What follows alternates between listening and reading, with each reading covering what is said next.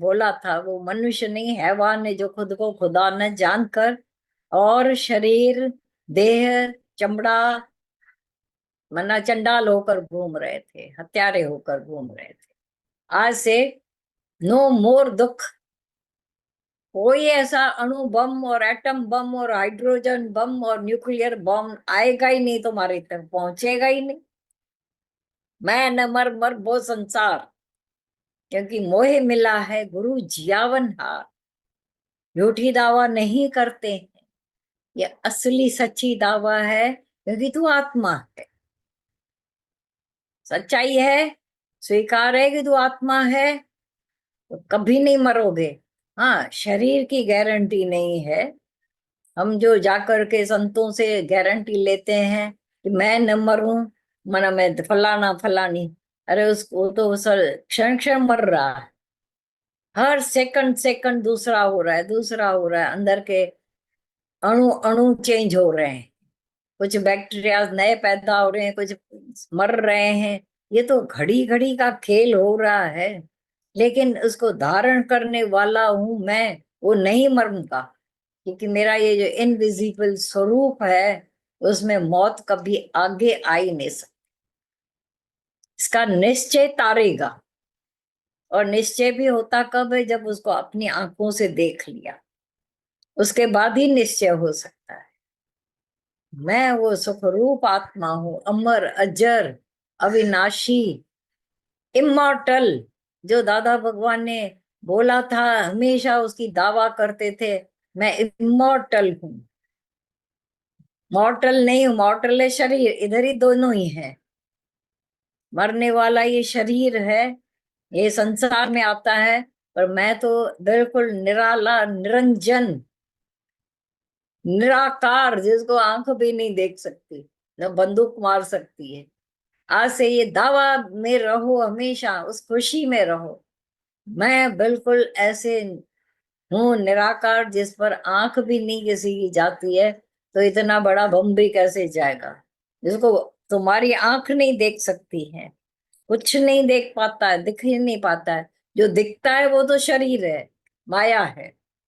पर जो न डिठे डिसण में आगे, वो एक आत्म सत्ता वाला तुम हो। ऐसा नहीं कोई और है, तुम्हारे पास भी वही सत्ता अपनी है।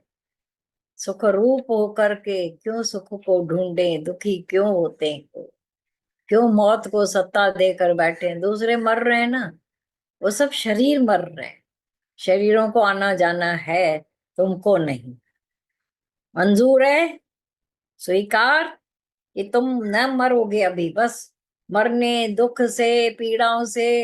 हे अर्जुन, जो बुढ़ापे से, तक दुखों से और मौत से छूटना चाहता है, ये ज्ञान, आत्मा का ज्ञान उसको तीनों से छुड़ा देता है। सर्व दुखों की निवृत्ति। रोज हम कहते हैं, हम तो एक दो दुख दूर करने के लिए गुरु के पास आए थे, छोटी मोटी कल्पना थी।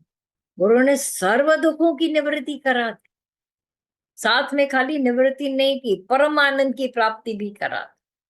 जो तेरा अपना निजी आनंद है, उसको तो पाओ ना बाबा, हक क्यों गवा के बैठे हो? आते हो सत्संग में, टके पैसे वाली बातें करके चले जाते हो, अपना असली हक तो नहीं गवाओ ना। आओ लड़ाई करो कि मेरा वो हक कहाँ है, मैं आत्मा कैसे हूं, मुझे बताओ, आज दिखाओ। एक सन्यासी संत था, वो उसका सामने वाला रहता था, उसका बेटा बाप गुम हो गया था, कुछ सालों तक आया नहीं। अब एक दिन बेटे ने आकर बोला संत को, आप कहते हो है दुनिया में, है दुनिया में, या तो मुझे दिखाओ या मैं श्राद्ध करूं। मैं तो ना हाँ के बीच में लटक रहा हूं। सच्चाई है, मैं हाँ ना के बीच में ऐसा मरा गरा रहता हूं। आप एक बात तो करो, या तो दिखाओ मेरा बाप। तुम कहते हो है तो दिखाओ, और नहीं है तो मैं श्राद्ध कर दूं, एक तो शांति तो मिले। ऐसे ही दादा भगवान बोलते थे, हाँ ना के बीच में झूल रहे हो तुम लोग। भगवान तो है, लेकिन मुझे दिखता नहीं है। भगवान तो है, अरे उसको देखो ना अपने नैनों से, अंदर के तीजा नेत्र खोल कर देखो। तो गुरु ने जो अंदरूनी दे दिया है निश्चयात्मक बुद्धि, होके रहो। आज ही वेला है उसका, अभी वेला है, अभी समय है। जानेंगे तो बच जाएंगे। हाँ, कुछ लेटर्स भी थे, क्या थे, भोला बाबा के श्लोक थे।